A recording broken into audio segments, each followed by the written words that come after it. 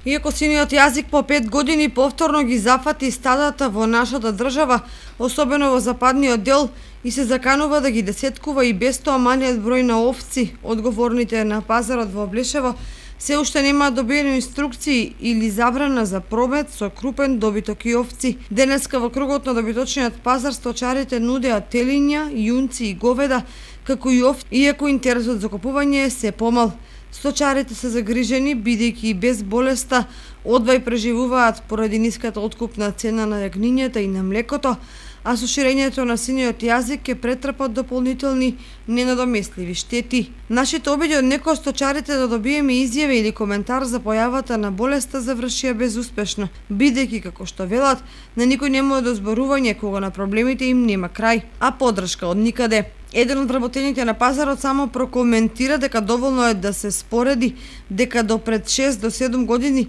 не можеле да ги сместат сите кои изложувале добиток за продажба во и околу оградениот простор, а сега просторот зјае празен. Што се однесува до болеста син јазик, значајно е да се истакне дека пред 5 години за секоја разболена или угината овца сточарите добиваа обештетување од 4000 денари,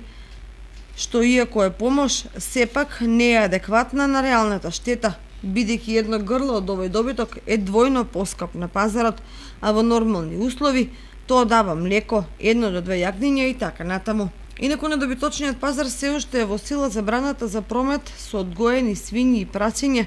донесена уште минатата година поради африканската чума кај свињите.